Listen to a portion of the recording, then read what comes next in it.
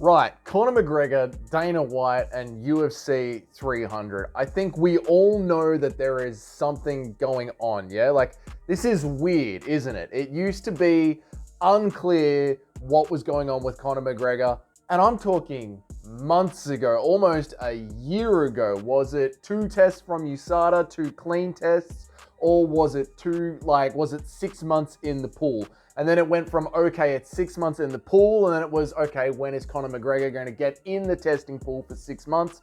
And then he did get in the testing pool, and then USADA left, and then it was going to be Conor McGregor in December, and then it was going to be Conor McGregor at UFC 300, and now it's going to be Conor McGregor at bloody Fight Week. And Fight Week is in June, July. That's 6 months from even after USADA was even part of the UFC, let alone Conor McGregor's been in the testing pool. And this entire time, Dana's been saying that Conor wants to fight.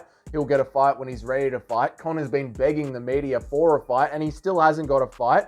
They've just asked Dana White, so is International Fight Week confirmed for Conor McGregor? And Dana said, no, it isn't. We'll announce when he's ready. He doesn't even know what opponent it's going to be. Conor McGregor says UFC 300 seals the deal. What the hell is going on with McGregor? That's what we're going to talk about today. It's weird, yeah? Like, it is weird. Something is happening here, and I know it's hard, but I don't trust the always honest Dana White, yeah? Mr. Dana White, there's no private Apex card for Mark Zuckerberg. That's a crazy idea. The Mr. Dana White, it's the slap game, has broken all gaming records. I don't know why, but I just don't trust him. And then there's Conor McGregor as well. You know, Mr. Cokehead all over the world, Conor McGregor. I think we're being lied to by both of these guys. So the question is, what are we being lied to about? There are so many rumors and speculation going on around Conor McGregor and his contract. And I do believe that it is sort of heading in this direction, that Conor McGregor is going through really harsh contract negotiations with the UFC. He could be trying to fight out his contract rather than extend it, which is exactly what Francis Ngannou did. The way the UFC contracts generally work is that they might get a 5-fight deal, a 7-fight deal, and then as that starts to wrap up, the UFC will try and sign them on to more fights when they get towards the end of that contract.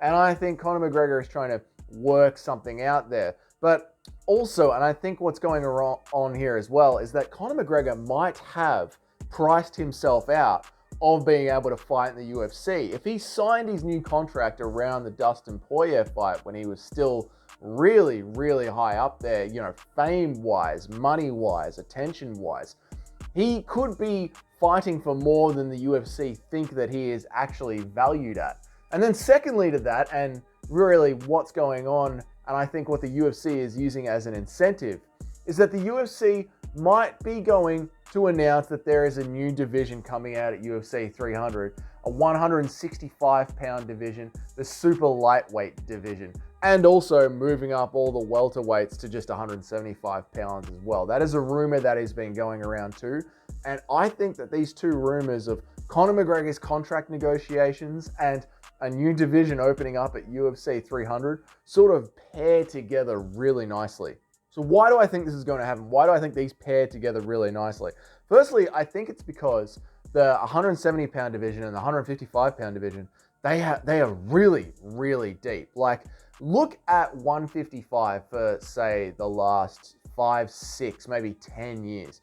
You've had the same 5 guys generally all going around in circles fighting each other, and there's almost been this entire secondary division outside of the top 5. And that is just in the top 10, let alone the entire rankings of that division. That division is so deep, it is crazy. And very similarly, 170, insanely deep as well. You could easily split them down the middle and have a 165 division and have there be plenty of fighters in there, no problem at all.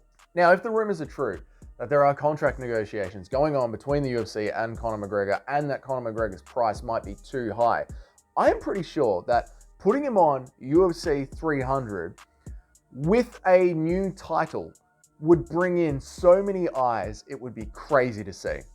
Plus, there'd also be an incentive there for Conor McGregor to stay on with the UFC and to re-sign. You see, Conor McGregor has to look at his sunset clause and how much time he has left with the UFC and what he's getting paid versus what's going on in Saudi Arabia and how much money they're offering to throw around. Not just that, how much Saudi Arabia is putting money into the PFL as well, and how PFL are going to be moving forward with this 50-50 pay-per-view model that they're doing for Jake Paul. There are so many incentives outside of the UFC for Conor McGregor right now that I do think the UFC need to do something to sweeten the pot for him to stop Conor McGregor just plainly sitting out for another 2 years and making a bunch of money somewhere else. Now, Conor McGregor has already gone down in the UFC history books as someone who was the first to do the champ status. But if he could go down in the history books as well as the inaugural champion, the first champion to fight for 165, that would be something to really make him think and want to stay.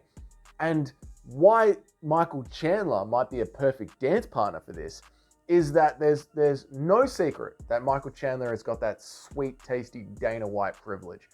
They signed him on and instantly wanted to rush him into the title picture. They were hoping for big things from Michael Chandler. They paid a pretty dollar for him.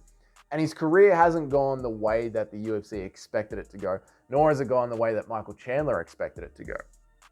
But Conor McGregor versus Michael Chandler for a 165 title, either way, the UFC gets a return on investment for both of those guys that are on pretty decent contracts that sort of have nowhere to go in 155.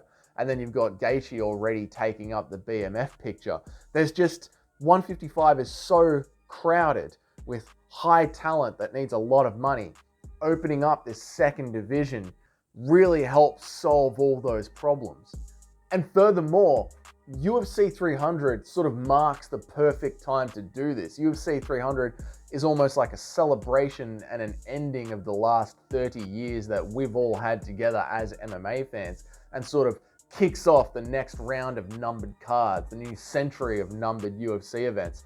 And what better way to do that than to open up a new division at such a milestone on the sport's biggest event, UFC 300, using the sport's biggest superstar to fight for what could be one of the most contended divisions in mixed martial arts. When you look at how thick the talent is at 150 and 170, at 155 and 170, when you look at how thick that talent is, you'd be putting so many good reasons to throw this belt up there and make a new belt.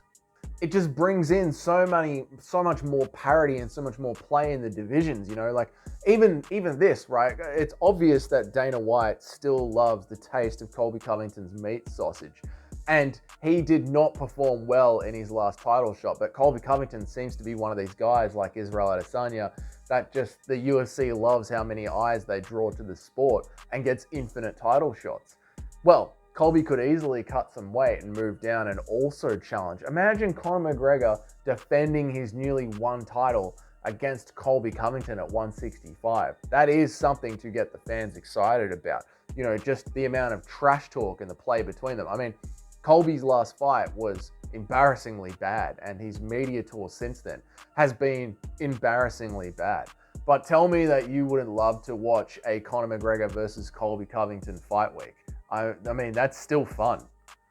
To me, the landscape of MMA, and particularly the UFC side of it at the moment, is that the UFC have just lost Francis Ngannou in a embarrassing move to boxing.